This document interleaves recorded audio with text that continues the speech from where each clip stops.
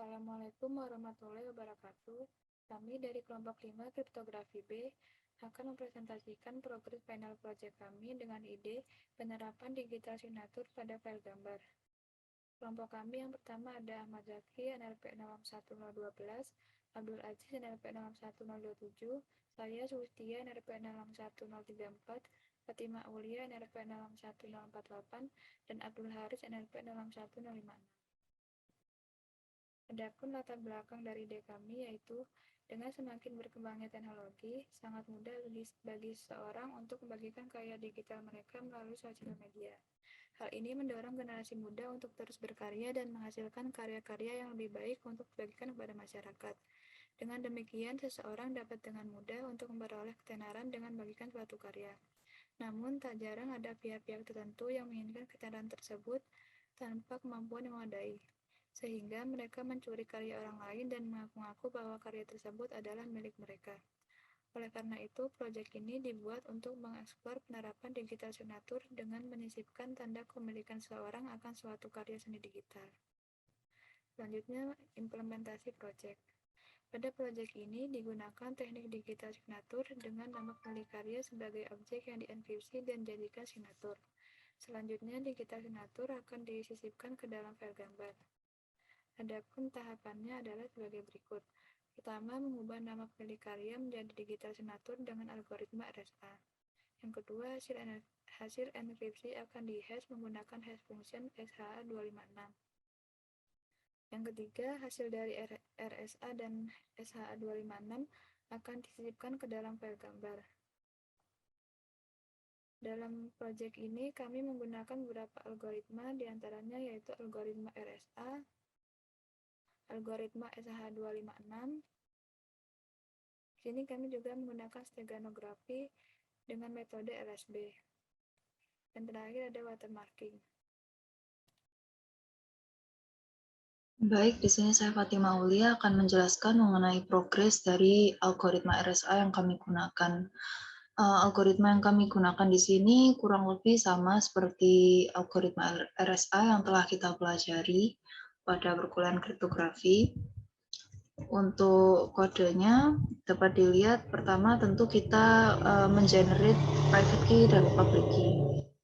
Di mana public key-nya ini n,e dan private key-nya ini n,d. E dan D telah di-generate dengan memanggil fungsi generate E dan generate D. Setelah kita memiliki public key dan private key, maka dapat kita enkripsikan. Nah, untuk enkripsi sendiri, di sini ada encrypt word. Jadi, file teks dari nama orang yang akan kita enkripsikan itu akan dienkripsi per katanya. Sehingga di sini ada message split, jadi dipisahkan oleh spasi. Lalu setiap katanya itu akan dienkripsi. Nah, hal ini berarti setiap katanya akan memiliki public key, pasangan public key dan private key yang berbeda, sehingga pasangan public key dan private key itu, terutama private key itu kita simpan dalam sebuah file private key.txt sehingga dapat digunakan pada proses enkripsi nanti. Selanjutnya juga dekripsi juga sama. Kita gunakan fungsi ini, rumus ini untuk mendekripsikan ciphertextnya. Nah, output dan input dari output enkripsi dan input dari dekripsi itu sendiri berupa bilangan heksadesimal. Nah, kekurangan dari algoritma RSA yang kami buat ini mungkin terletak pada bilangan P dan Q yang tidak dibangkitkan oleh bilangan random, sehingga mungkin akan dikembangkan pada progres selanjutnya. Ya, baiklah. Perkenalkan, nama saya Aziz. Di sini saya akan menjelaskan mengenai progres final project dari kelompok 5 mengenai digital signature dengan menggunakan RSA dan juga algoritma SHA 256 dan juga stekanografi. Di sini saya akan menjelaskan mengenai progres mengenai codingan fungsi hash, yaitu yang digunakan di sini khususnya yaitu SHA 256 atau yang biasa disebut dengan secure hash algorithm 256 bit. Namun sebelum masuk ke dalam demo codingan, saya akan menjelaskan sedikit tentang fungsi hash.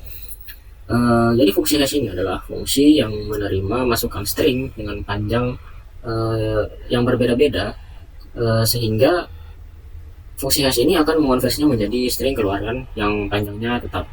Jadi plaintext yang akan dimasukkan itu dapat berbeda-beda panjangnya, sedangkan output yang dihasilkan dari fungsi hash sendiri akan panjangnya akan tetap.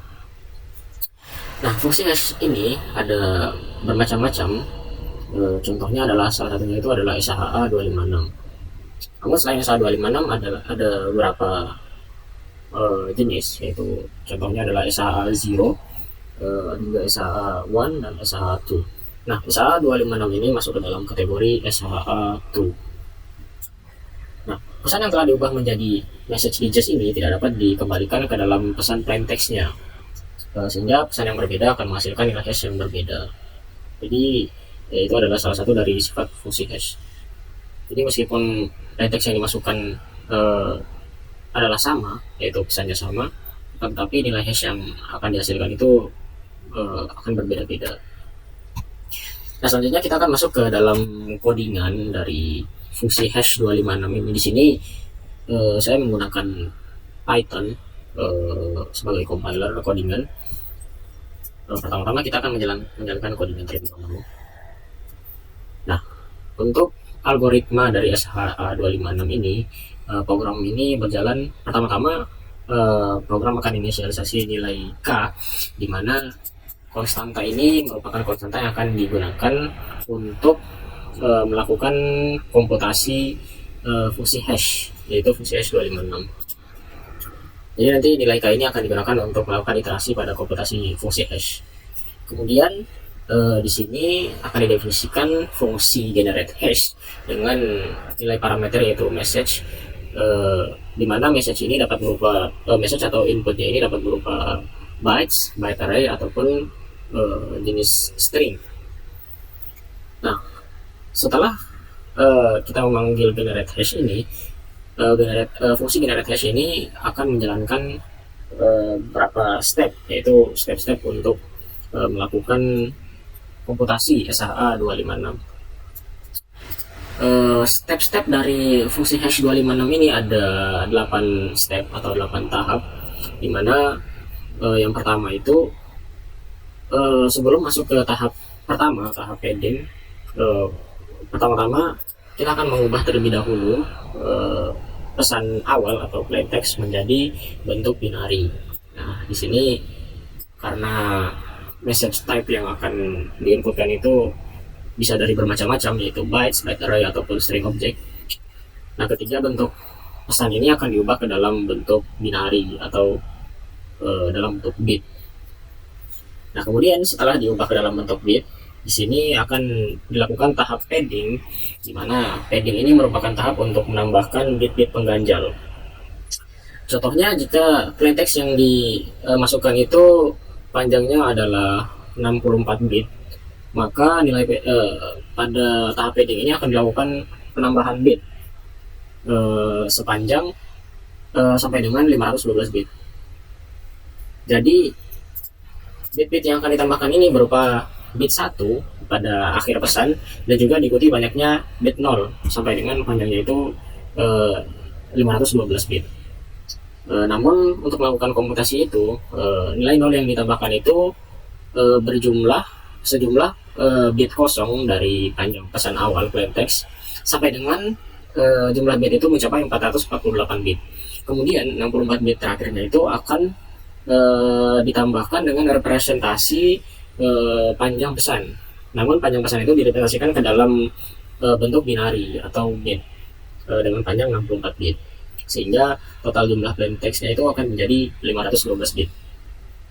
Tahap selanjutnya yang dijalankan adalah proses parsing, di mana proses parsing ini merupakan proses yang digunakan untuk membagi blok-blok plain text tadi yang berjumlah 512 bit menjadi 16 blok.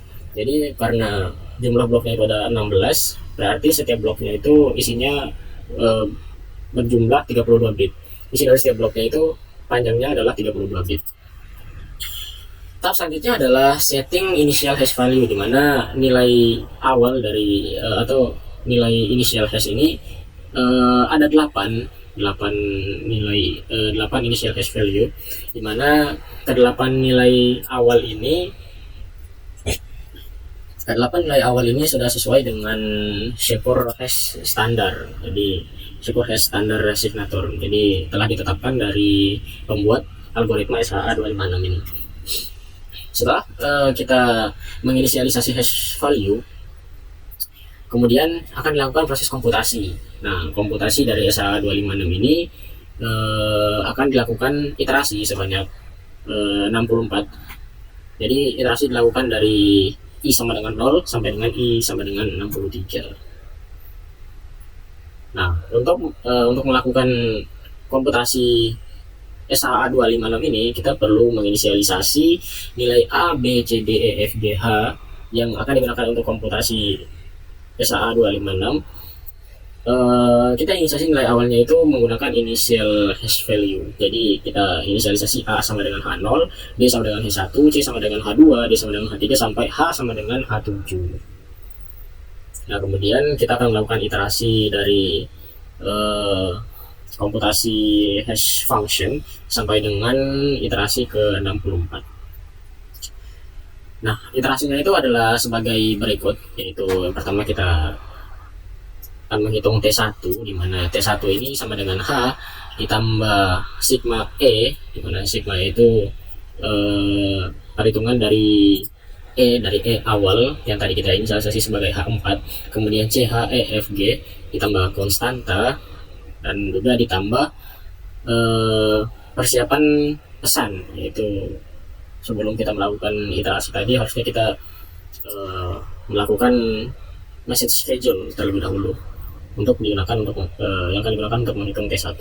Kemudian T2 akan dihitung dengan cara sigma A ditambah dengan MAJ A B C, kemudian H sama dengan G, G sama dengan F, F sama dengan E sama dengan D tambah T1, D sama dengan C sama dengan B sama dengan A, dan A sama dengan T1 tambah T2. Jadi urutannya adalah seperti itu. Nah, setelah kita melakukan iterasi sampai dengan iterasi ke 64, kemudian kita akan memperoleh nilai-nilai dari A, B, C, D, F, G, H tadi, itu variabel yang akan digunakan untuk mencari output dari fungsi hash.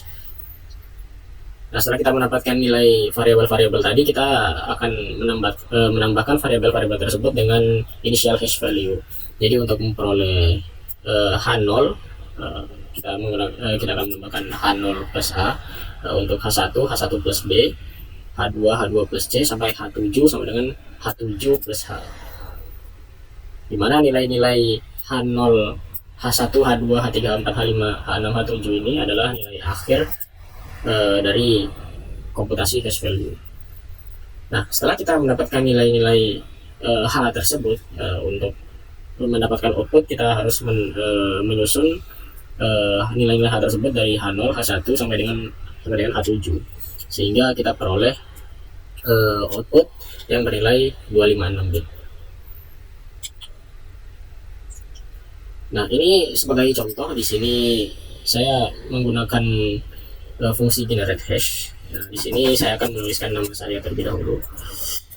Nah,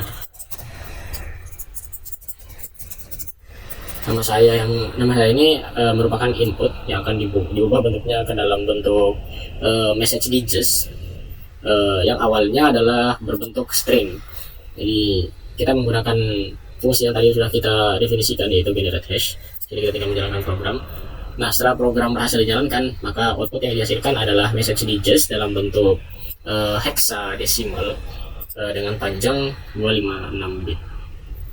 Nah, ini sebagai contoh yang nantinya pada program kami, input yang akan dimasukkan sebagai plain text di fungsi hash ini adalah hasil dari enkripsi RSA.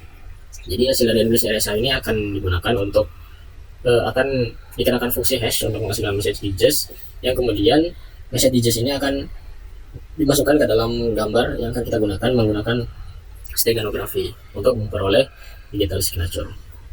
Mungkin itu dari saya. Terima kasih.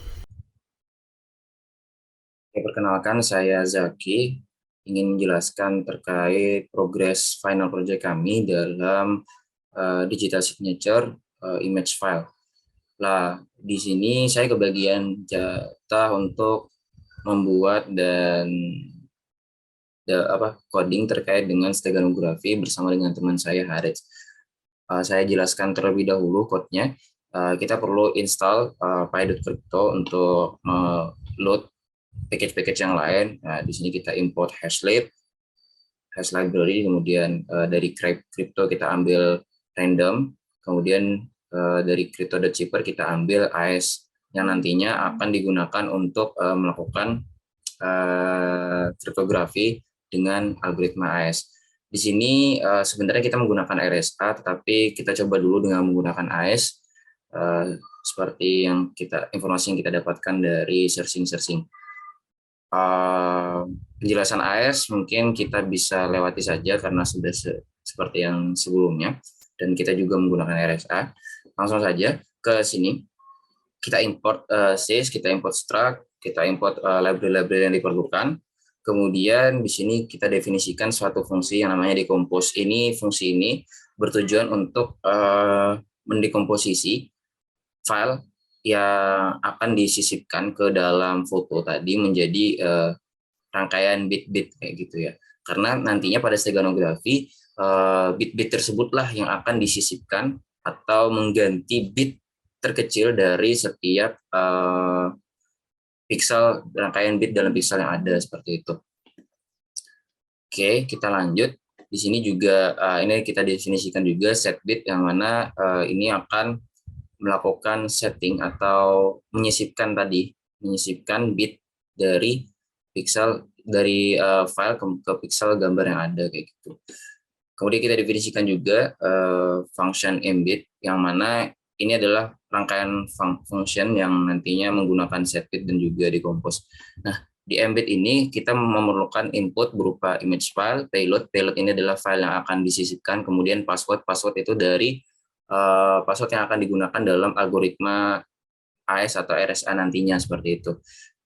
Kita proses dulu image filenya, kita buka, kita simpan panjang dan lebarnya seperti apa, kemudian kita dapatkan RGB-nya, lalu kita hitung berapa sih maksimal ukuran file yang bisa kita sisipkan ke dalam image tersebut. Lalu di sini kita baca juga file teksnya atau file yang kita ingin sisipkan. Kita simpan dalam variabel f, kemudian kita baca dalam data, dalam class f gitu ya. Lalu kita lakukan enkripsi sesuai dengan algoritma yang kita pakai, karena di sini kita masih menggunakan AES, ya kita gunakan AES saja. Lalu kita akan mencoba untuk membuat image outputnya. Nah, ya setelah kita sisipkan adpack di sini, image yang tadi kita buka itu kita simpan lagi dengan stegano image. Kita buka, kemudian kita dapatkan datanya, kita set aja indeksnya sama dengan 0. Oh sorry, ini kita membuat image baru kayak gitu ya, dengan ukuran yang sama persis dengan image yang sebelumnya.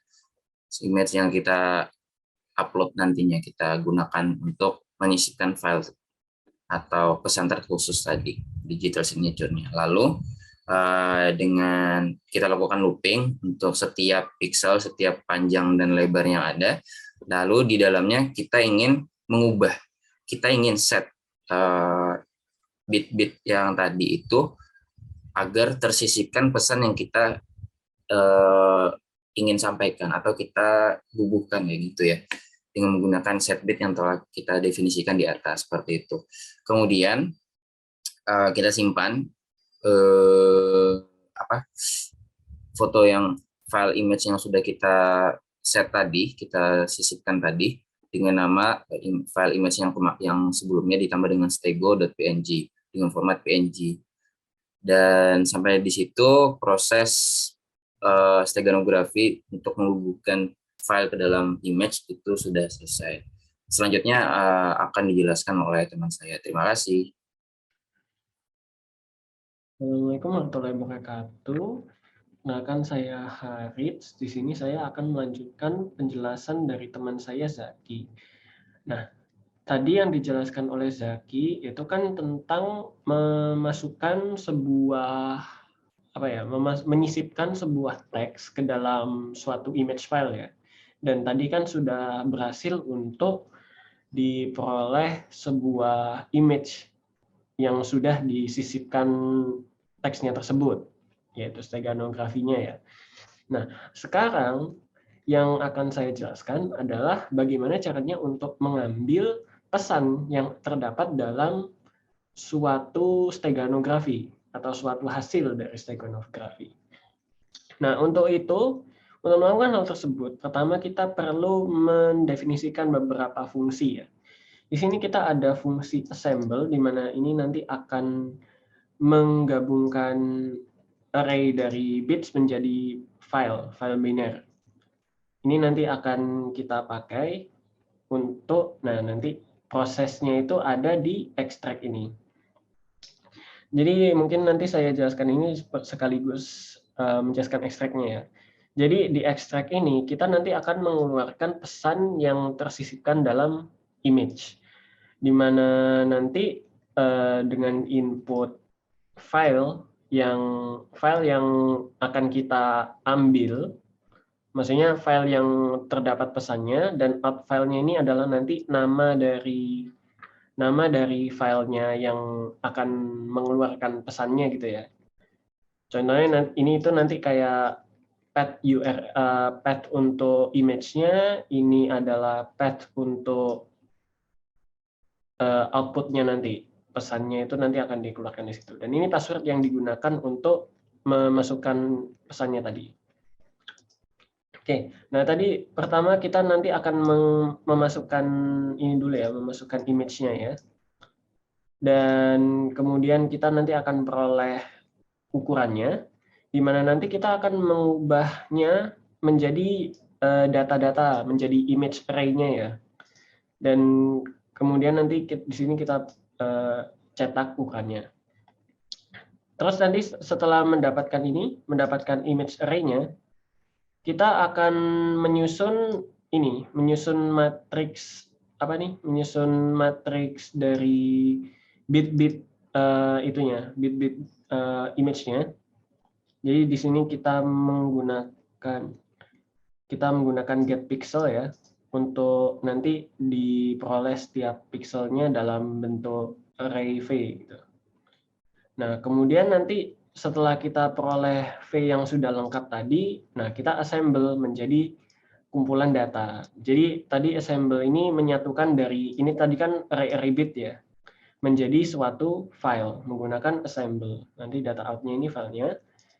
Kemudian setelah kita dapatkan data dari filenya itu, kalau tadi proses untuk steganonya menggunakan enkripsi, maka untuk mengambil pesannya kita akan mendekripsikan. Gimana ini cipher, ini untuk sebagai objek ciphernya ya. Jadi ada penggunaan OOP-nya di sini. Kita definisikan objek cipher, di mana nanti cipher ini akan mendekripsikan data underscore out ini menjadi data yang sudah terdekripsi. Dan kemudian setelah itu dari data dekripsi ini itu sebenarnya adalah pesan yang pesan yang ada di dalam image-nya. Cuma sekarang nanti kita ingin mengoutputkannya dalam bentuk file.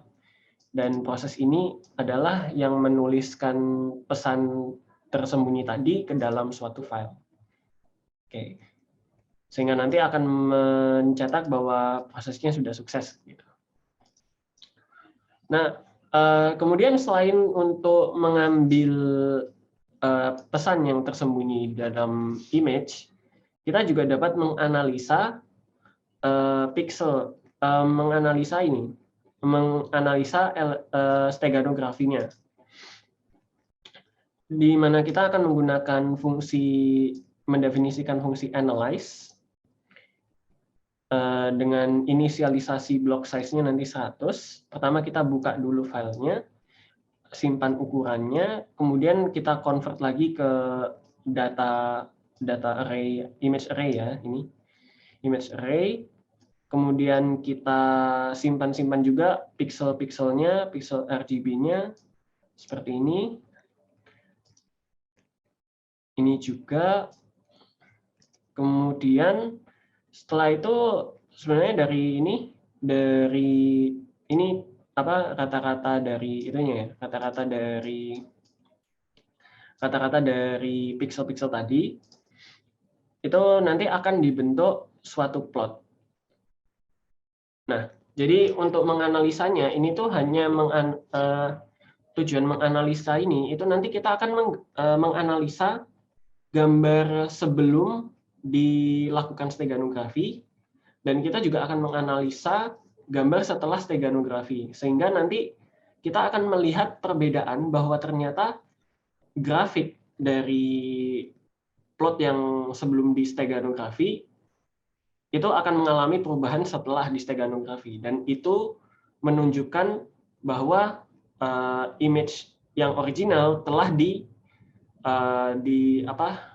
disisipkan sesuatu. Ya.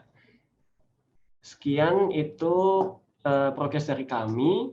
Mengingat lagi bahwa ini adalah cuplikan kode yang kita temukan dari internet masih menggunakan AES, dan kemudiannya akan kita kembangkan menggunakan RSA. Maka sejauh ini progres kelompok kami masih sampai sini saja. Oke, sekian, terima kasih. Assalamualaikum warahmatullahi wabarakatuh.